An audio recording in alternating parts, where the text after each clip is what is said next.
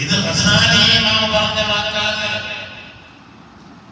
പണ്ഡിതന്മാർ ഇവയാനെ കുറിച്ചൊക്കെ പറഞ്ഞത് ഖുർആൻ ഉയർത്തപ്പെട്ടു പോയാൽ പോലും ഇമാം ഖസാനി തങ്ങളുടെ ഇഹിയ ഇവിടുണ്ടെങ്കിൽ വിളിക്കാറില്ല. അവരൊക്കെ പറയാ ഇതിന്റെ ഉള്ളിൽ കിടക്കുന്ന മഹാന്മാർ ചല്ലവറ്റാരല്ല.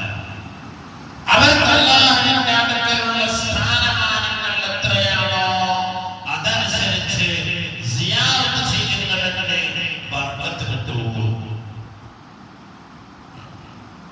അതാണ് മുജാലസത്തു സാലിഹീൻ. സാലിഹീങ്ങളുമായി സഹവസിക്കുക, അവരടുത്ത് പോവുക, അവിടെ ഇരിക്കുക, അവിടെ കിടക്കുക.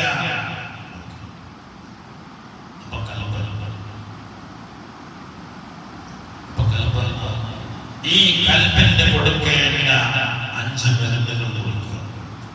ആത്മാവിന് കൊടുക്കേണ്ട ഭക്ഷണം കൊടുക്കുക. ശരീരം നിലനിൽപ്പിനാവശ്യമായ ഭക്ഷണം ശരീരത്തിന് കൊടുക്കുക. അങ്ങനെ ചെയ്താൽ മനുഷ്യൻ തഖ്വ നേടിയെടുക്കാൻ കഴിയും.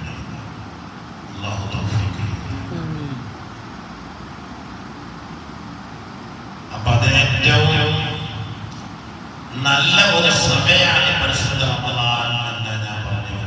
നമ്മൾ ഇന്നലെ പറഞ്ഞ പോലെ 10, 14 മണിക്കൂർ നേരം 10 നമ്മൾ വയറിനൊന്നും കൊടുക്കാതെ ശരീരത്തിനെ ശിക്ഷിച്ചു.